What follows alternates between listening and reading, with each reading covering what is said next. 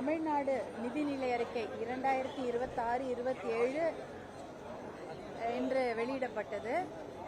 இதற்கான 2 மணி நேரமாக அந்த நிதிநிலை அறிக்கை வெளியிடப்பட்டது. அதில் பார்த்தீங்கன்னா சேவை உரிமை பெறும் அந்த சட்டம் இது நிறைவேற்றப்பட்டிருக்கிறது. அது ரொம்ப ரொம்ப வரவேற்கப்பட வேண்டிய விஷயம். பாட்டாளி மக்கள் கட்சியின் நிலைப்பாடு கிட்டத்தட்ட 10 ஆண்டுகளாக இதை பற்றி நாங்கள் பேசிக் கொண்டு வருகிறோம். 2016 சேவை உரிமை பெறும் சட்டத்தை கண்டிப்பாக தமிழ்நாட்டில் கொண்டு வர வேண்டும் என்ற ஒரு நிலைப்பாட்டை நம்ம தொடர்ந்து வலியுறுத்தி கொண்டிருக்கிறோம்.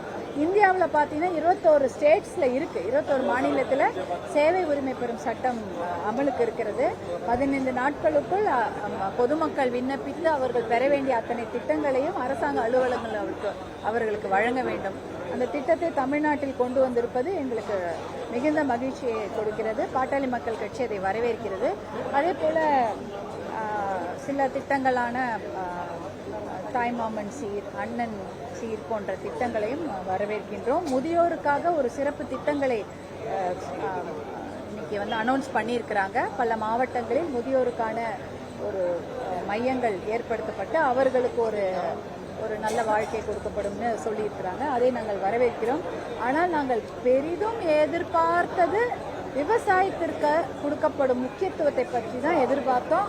ஆனால் ஒரே ஒரு திட்டங்கள் கூட அதில் பெருசாக சொல்லப்படல. குறிப்பாக கூட்டுறவு கடன் தள்ளுபடி என்ற அந்த திட்டத்தை நாங்கள் முழுமையாக தள்ளுபடி செய்ய வேண்டும் என்ற ஒரு ஒரு அறிவிப்பை எதிர்பார்த்து கொண்டிருந்தோம் இந்த நிதிநிலை அறிக்கையில். ஆனால் அது வரவே இல்லை.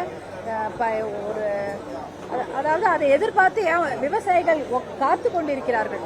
ஆனால் இது மிகப்பெரிய ஏமாற்றம் தமிழகத்திற்கு. ஏன்னா வேளாண்மைக்கு தான் முக்கியத்துவம் கொடுக்கணும்.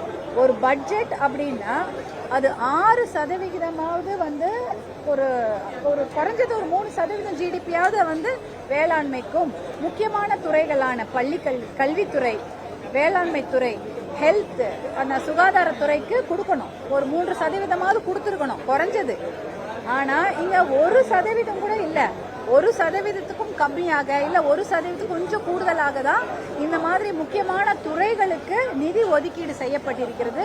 குறிப்பாக வேளாண்மை துறைக்கு மிக மிக சொற்பம். அதாவது கடந்த நிதிநிலை அறிக்கையில வழங்கப்பட்டதை விட ஒரு ஒரு ஒரு 300 கோடி 400 கோடி 250 கோடி குறைவாக நிதி ஒதுக்கப்பட்டிருக்கிறது. அப்ப என்ன அர்த்தம் பாருங்க. இப்ப யோசிச்சு பாருங்க. வேளாண்மை துறைக்கு தான் அதிகமா கொடுத்துருக்கணும். தண்ணீர் திட்டங்கள், நீர்ப்பாசன திட்டங்களுக்கு முக்கியத்துவம் கொடுத்துருக்கணும். கிட்டத்தட்ட பாத்தீங்கன்னா காவிரி குண்டாறு இணைப்பு திட்டத்துக்கு 150 கோடி ஒதுக்கி இருக்கிறாங்க. ஆனா அந்த திட்டத்துக்கு தேவையான அமௌண்ட் பாத்தீங்கன்னா 2500 கோடியாவது தேவைன்னு சொல்லியிருக்காங்க. ஆனா அதற்கு ஒதுக்கி இருக்கக்கூடிய அளவு 150 கோடி தான். Pennaiyar Palar DPR detail project ரிப்போர்ட்டுக்கு ஒரு 50 கோடியும், காவிரி கொள்ளிடம் அந்த டீடைல் ப்ராஜெக்ட் ரிப்போர்ட்டுக்கு 10 கோடி ஒதுக்கியிருக்காங்க. அது பரவாயில்ல. அது டிபிஆருக்கு ஒதுக்கப்பட்டது. ப்ராஜெக்ட் ரிப்போர்ட்டை கேட்டிருக்கிறாங்க. அதற்கப்புறம் அடுத்த ஆண்டு ஒதுக்கப்பட்டா ரொம்ப நல்லா இருக்கும். ஆனா நாங்க மிகவும் எதிர்பார்த்த தர்மபுரி காவிரி உபரிநீர் திட்டத்தை பற்றிய அறிவிப்பு எதுவுமே வரல. அது மிகப்பெரிய ஏமாற்றத்தை கொடுக்கிறது.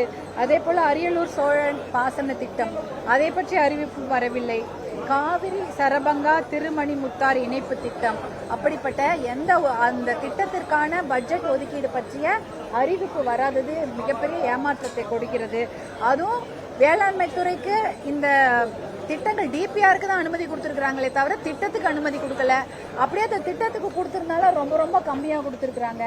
இது கடந்த ஆட்சியில கொடுக்கப்பட்ட வேளாண்மை துறைக்கு ஒதுக்கப்பட்ட நிதியை விட இது ஒரு 250 கோடி குறைவாக இருக்கிறது.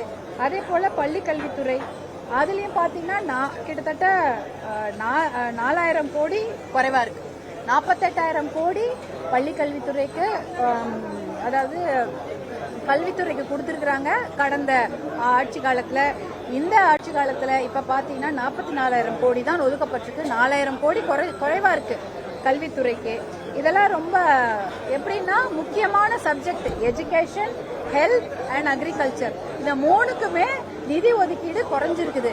இது ரொம்ப ரொம்ப ஏமாற்றம் அளிக்கிறது. இதனால நிறைய விஷயங்கள் பாதிக்கப்படும். எல்லாருக்கும் நல்லா தெரியும், தண்ணி இல்லைன்னா சாப்பாடு இல்லை. நீங்க ரோடுக்கோ இல்ல இப்ப சென்னைக்கு வந்து நிதி ஒதுக்குறீங்க தெருக்களை சுத்தமாக வைத்துக் கொள்வதற்கும் அதனுடைய இன்ஃப்ராஸ்ட்ரக்சர் டெவலப் பண்றதுக்கு. கூவம் அடையாரை வந்து சுத்தப்படுத்துறதுக்கா இல்ல பியூட்டிபிகேஷனுக்கா, அது வந்து தெளிவில்லாம இருக்கு. ஏன்னா பியூட்டிபிகேஷன் வேற, சுத்தப்படுத்துறது வேற. சுத்தப்படுத்துறதுனா குப்பையை அல்றது கிடையாது, கொற்ற குப்பையை தடுத்து நிறுத்தினாலே கூவம் அடையாறு சுத்தமாகிவிடும். அதுதான் மெயின். கூவம் அடையாறுக்குலாம் என்ன சுத்தமாகுது, மக்கள் வெளிவிடக்கூடிய அந்த டிரைனேஜை அங்க கொண்டு வந்து கொட்டுறதும், பக்கத்துல இருக்கக்கூடிய நிறைய தொழிற்சாலைகள் இருந்து கழிவு நீரும் தான் இந்த கூவம் அடையாற மாசுபடுத்துது. தமிழ்நாட்டில் உள்ள அத்தனை நகராட்சிகளிலும் சுத்தமான அசுத்தமான சாக்கடை கழிவு நீர் தான் சுத்தமான தண்ணியில கலக்குறாங்க. எல்லா ஊர்லயும் நடக்குது. சென்னை மட்டும் இல்ல, தருமபுரியிலே அதான் நடக்குது. ஆற்று நீரில் மாசுபட்ட கழிவு நீர் கலக்கிறது. இதை தடுத்து நிறுத்தணும்னா அதுக்கு நிறைய செலவு பண்ணணும்.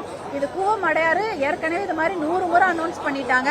அதை போல ஒரு திட்டமா வெறும் பியூட்டிபிகேஷன் அழகுபடுத்துறதா இல்ல குப்பையை சுத்தப்படுத்துறதா, கலக்கக்கூட கழிவு நீரை அது சோர்ஸ்லயே தடுத்து நிறுத்துறதா, இப்படிப்பட்ட தெளிவுகளை கொடுத்திருக்க வேண்டும். அதை பத்தி எதுவும் இதுல இல்ல, வெறும் திட்டம் மட்டும் சொல்லியிருக்கிறாங்க. அதனால இது வந்து தண்ணீரை சுத்தப்படுத்தக்கூடிய அந்த திட்டங்களுக்கு நிறைய விரிவான திட்ட அறிவிப்பும் வர வேண்டும். அதே சமயம் அதுக்கு நிறைய நிதியும் ஒதுக்க வேண்டும்.